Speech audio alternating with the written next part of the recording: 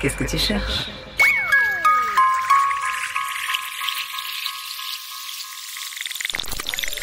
Quels que soient nos efforts pour réduire nos rejets de gaz à effet de serre, les conséquences du changement climatique sont d'ores et déjà enclenchées. Cette nouvelle ère, marquée par l'influence dominante des émissions d'origine humaine, est appelée anthropocène. La synthèse du dernier rapport d'évaluation du GIEC confirme que le changement climatique influence les écosystèmes partout sur le globe, sur Terre ou dans les océans. Comment les interactions entre les espèces sont-elles affectées par les changements des conditions environnementales ? Comment mieux les comprendre pour mieux les préserver ?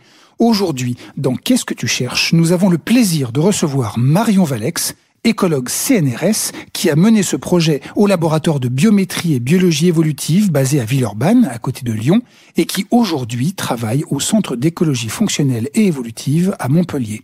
Bonjour Marion. Bonjour Pierre. Alors Marion, tu t'intéresses aux interactions entre proies et prédateurs, à leur rôle dans le fonctionnement des communautés animales et aux conséquences des activités humaines et des changements globaux sur ces interactions. C'est bien ça ? Tout à fait.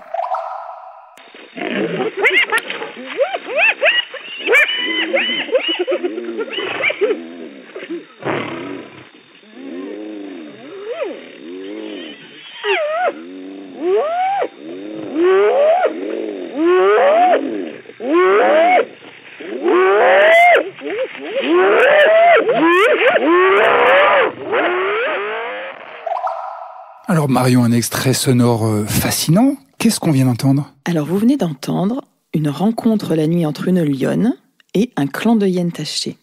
Et cet extrait sonore, c'est le matériel scientifique assez original et nouveau qui nous permet de travailler sur certaines questions de recherche. Donc il s'agit de tes recherches. Est-ce que tu peux nous en dire plus justement sur ton travail actuellement ? Une bonne partie de mon travail actuellement est dédiée à essayer de quantifier le succès de chasse des grands prédateurs terrestres. Comme vous l'avez compris, je travaille sur les grands mammifères africains, le lion et la hyène tachetée.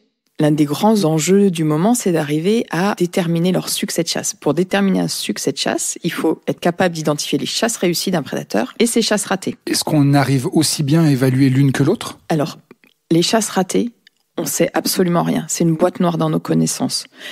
Bien évidemment, sur le terrain, on arrive à en voir une de temps en temps, mais on n'arrive pas à les quantifier. Les chasses réussies, jusqu'au jour d'aujourd'hui, on a la technologie des colliers GPS et on arrive à savoir combien de temps ils ont passé la nuit dans divers endroits du paysage.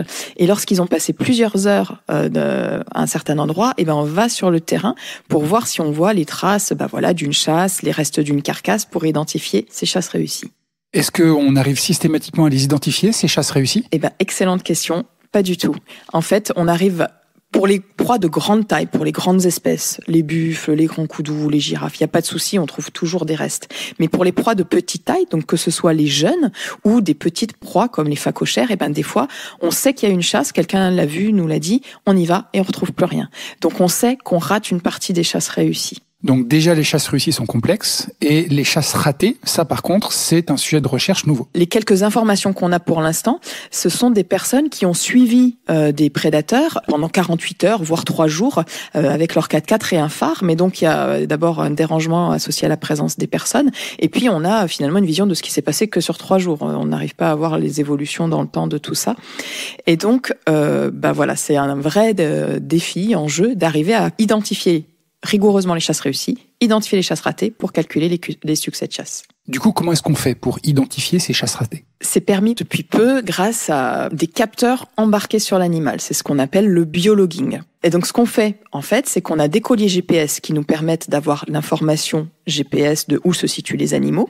Et à ces colliers GPS, on associe un capteur qu'on appelle un audiologueur qui nous permet d'avoir en plus des informations sur l'accélérométrie, qu'on peut aussi avoir d'ailleurs dans les colliers, mais surtout du son. Et ça, c'est quelque chose de nouveau, des microphones embarqués. Et donc, grâce aux accéléromètres, on arrive à identifier toutes les accélérations, toutes les courses des animaux. L'accélérométrie nous permet aussi d'identifier les moments où ils mangent, parce qu'il y a des mouvements de tête. En fait, c'est de l'accélérométrie dans 3 dimensions, donc on arrive aussi à voir les mouvements de tête des animaux. Et quand une course est suivie d'un événement d'alimentation, même si on n'est pas allé le valider sur le terrain, on sait qu'il y a une chasse réussie. Et du coup, à quoi servent les enregistrements audio ? Eh ben, eux, c'est la clé pour notre travail d'enquête de détective pour les chasses ratées. Parce qu'une chasse ratée, finalement, comme elle n'a pas lieu, c'est difficile à la détecter. Ça va être une course qui est suivie de rien. On a le contexte sonore des courses qui nous permettent de savoir est-ce qu'on a entendu des bruits de sabots, des bruits d'herbivores autour pour identifier ces chasses ratées. C'est tout l'enjeu, des recherches du moment. Et donc là, ce que je vous propose, c'est d'écouter un extrait sonore qu'on a récupéré sur une lionne.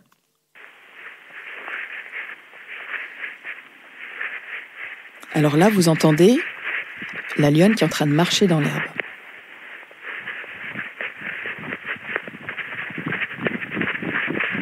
Elle trotte.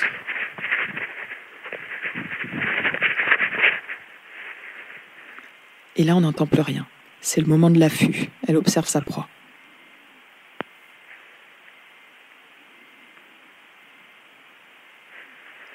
Et elle déclenche sa course.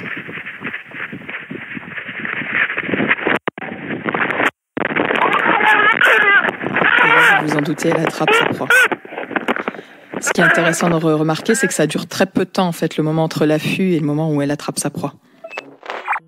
Est-ce que tu as toujours été passionnée par ces grands fauves ? Comment est-ce que tu es devenue chercheuse dans ce domaine ? Je crois que j'ai toujours eu envie de travailler sur la biodiversité, la nature et la grande faune en particulier. Je dois sûrement ça à une partie de mon enfance que j'ai passée en Guyane française. Et depuis toute petite, j'avais envie de travailler, à comprendre et à protéger les grands animaux. Mais c'est vrai que dans mes débuts, j'étais découragée. Et j'ai intégré une école qui s'appelle AgroParisTech aujourd'hui. Et j'ai eu l'opportunité de ma vie. Un moment dans cette école, c'était les premières années où ils essayaient une formule qu'on appelle les années de césure. Et j'ai eu la chance, j'avais envoyé des CV, des lettres de motivation de par le monde, c'était très varié, ça allait des baleines de Vancouver aux tigres en Asie. Et les seules personnes qui m'ont répondu positivement m'ont dit, si vous acceptez de partir loin, dans un milieu isolé, on vous propose d'être l'assistante d'un chercheur sur le terrain dans le parc national de Hwange au Zimbabwe. J'avais aucune idée de où c'était, j'ouvre une carte et je dis, à un moment, faut se faire violence et on sort de sa zone de confort. Et donc, j'y suis allée. Et c'est l'année qui a changé ma vie. J'ai adoré cette année. Je me suis dit, c'est possible. Il y a des gens qui font ce métier, comprendre, la biodiversité, les interactions entre le vivant et leur environnement. Et j'ai rencontré quelqu'un qui allait devenir mon directeur de thèse et qui m'a dit, non, mais c'est complètement possible. Et à partir de là, j'ai bifurqué vers le milieu de la recherche à travers master, thèse, etc. Tu n'as pas travaillé que sur les lions, hein. T'as fait plusieurs autres animaux. Tout à fait. J'avais fait ma thèse, c'était sur les éléphants d'Afrique. C'était mes premières amours scientifiques. Ensuite, j'ai travaillé plutôt sur les grands prédateurs, le lion d'Afrique, mais toujours sur les interactions entre deux espèces. D'accord. Et aujourd'hui, j'ai la chance de faire le métier dont j'ai toujours rêvé. Concrètement, comment est-ce que toi, tu procèdes pour récolter ces données et les analyser ? Nous, ce qu'il faut, c'est qu'on arrive à équiper les animaux de ces colliers GPS et de ces audiologueurs dont je vous ai parlé. Donc, on va travailler en partenariat avec des vétérinaires de la faune sauvage sur le terrain, identifier les animaux qu'on souhaite équiper, et là on les endort grâce à un fusil hypodermique, et on les équipe donc de colliers GPS, et à partir de là on les laisse tranquilles. Ils vont vivre leur vie pendant un an et quelques avec ce collier qui enregistre vraiment plein d'informations sur l'animal. Donc ça, c'est la partie terrain. Bien évidemment, on le couple avec de la récolte de données. On essaye d'identifier les carcasses, on récupère de l'information sur la végétation, un peu d'observation comportementale. Et toutes ces données, après, il faut donner du sens, quoi. Et c'est la partie analyse de ces données. Toutes ces données, elles te sont envoyées directement en temps réel ? Elles partent du collier, elles vont vers un satellite et elles me reviennent sur mon téléphone ou sur mon ordinateur. C'est-à-dire que moi, j'arrive en France à suivre en temps réel les déplacements des animaux au fin fond de l'Afrique. Pour toutes les autres informations, tout ce qui est accélérométrie et les sons, il faut qu'on récupère le collier et l'audiologueur. Donc ça veut dire qu'il faut qu'au bout d'un an, on arrive à retrouver l'animal. Alors il y a deux options. Soit on retrouve l'animal, on l'endort à nouveau et on récupère le collier pour le récupérer avec un nouveau collier. Ou soit maintenant, il y a des systèmes qu'on appelle de drop-off, ça veut dire d'ouverture automatique du collier qu'on peut programmer. Et là, le collier tombe tout seul, donc on n'a pas besoin d'anesthésier à nouveau l'animal. J'imagine évidemment que ta vie est riche en anecdotes. Est-ce que tu en as une à partager avec nous ? Eh ben là, j'en ai une que je trouve assez chouette, que j'aimerais bien partager. La première fois qu'on a récupéré un audiologueur où on avait 1 mois de données de la vie d'une lionne, j'ai demandé à Yolande, qui est une personne centrale à mon projet sur le terrain là-bas, d'écouter 1 mois de la vie de cette lionne. Et au bout de 2 jours, il me rappelle et il me dit, Marion, On n'entend strictement rien, j'entends que des mouches voler, ça marche pas. Immense déception. Et puis, 2 jours après, il me dit, j'ai compris ce qui s'est passé, je t'envoie quelque chose, écoute-le.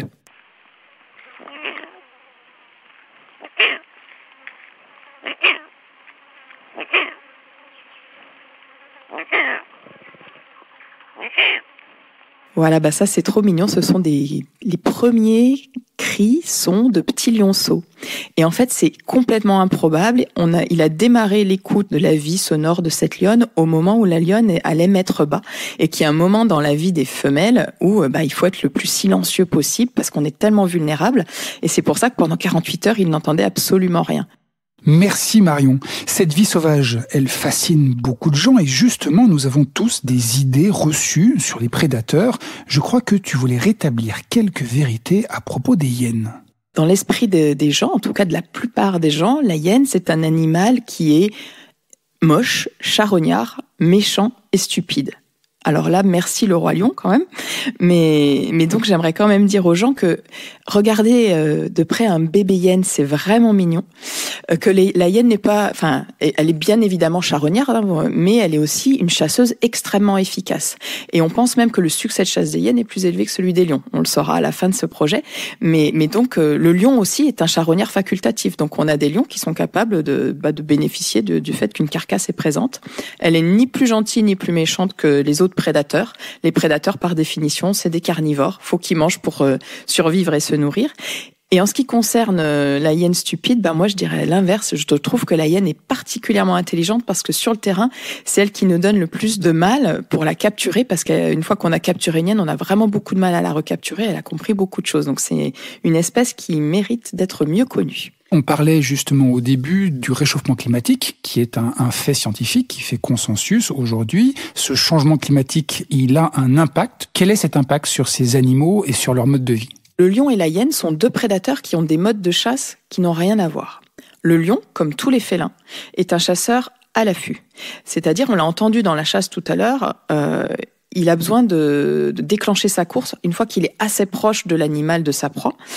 C'est pas un animal qui peut courir très très longtemps. Alors que et donc il y a besoin de bénéficier d'un effet de surprise et donc de cachette possible. Donc souvent les lions ils vont lancer des courses dans des herbes très hautes ou dans des endroits où il y a de la végétation dense. La hyène à l'inverse, c'est un chasseur cursorial. Qu'est-ce que ça veut dire, cursorial ? Cursorial, ce sont des prédateurs qui sont capables de courir longtemps derrière leur proie, des coureurs de fond. Parfois, ils peuvent courir un quart d'heure derrière leur proie, donc rien à voir avec les lions. Et donc, eux, ils vont avoir plus de chances d'attraper les proies qui sont en mauvaise condition physique, qui peuvent pas courir longtemps. Ou alors des proies qui sont dans des environnements où les herbes sont moins hautes et gênent moins la course. Exactement. Dans les milieux de savane, on a des saisons contrastées. On a une saison des pluies, une saison sèche. Et au fur et à mesure que la saison sèche progresse, on a l'herbe haute qui était présente dans la saison des pluies. Moi, quand je me fais du terrain en saison des pluies, je suis pas à l'aise parce que je me balade dans de l'herbe qui est à peu près aussi haute que moi. Donc, on se sent pas vraiment en sécurité. Alors qu'en saison sèche, on voit très très bien parce qu'il y a presque plus d'herbe au sol. Donc, il y a vraiment une dynamique de la végétation qui est couplée avec une dynamique des conditions corporelles des herbivores. C'est-à-dire, en saison des pluies, les herbivores, ils ont une belle condition corporelle. En fin de saison sèche, ils ont puisé dans leurs réserves et ils sont moins en forme, plus maigres, etc. Et donc, comme le lion et la hyène ont des modes de chasse différents, on s'attend à ce que le lion soit plus efficace à la chasse en saison des pluies parce qu'il y a des herbes hautes et du coup, il bénéficie de ces multiples cachettes offertes par l'environnement, alors que les hyènes, on s'attend à ce qu'elles soient plus efficaces en fin de saison sèche quand les proies sont en moins bonne condition physique. Si cette hypothèse est vérifiée, ça veut dire qu'on est capable de prédire que, à l'avenir, le futur des populations de lions et d'hyènes va pas être le même. Dans un contexte d'aridification, qui est ce qui est prévu pour une grande partie de l'Afrique australe, dans un contexte d'aridification, on s'attend à ce que les lions s'en sortent moins bien que les hyènes si cette hypothèse est vérifiée. Parce qu'il y aura de moins en moins d'herbes hautes où se cacher et à l'inverse, des animaux plus faibles et une vision plus large, donc qui va bénéficier aux hyènes. Exactement, parce qu'il y aura des sécheresses de plus en plus fréquentes et de plus en plus sévères qui vont entraîner ces changements de conditions. Comment est-ce que ta discipline va évoluer dans la décennie à venir ? En ce qui concerne ma discipline, c'est une discipline qui est déjà en train d'être bouleversée. On est dans une révolution liée à cette explosion du biologuing, de la nature et de la quantité des données qu'on peut récupérer. Et donc c'est vrai que ça nous permet de nous poser des questions qu'on n'aurait pas imaginées ne serait-ce qu'il y a 5 ans. Donc il va y avoir des nouveaux champs de connaissances possibles à acquérir grâce à ces nouvelles données. Quel genre de questions par exemple ?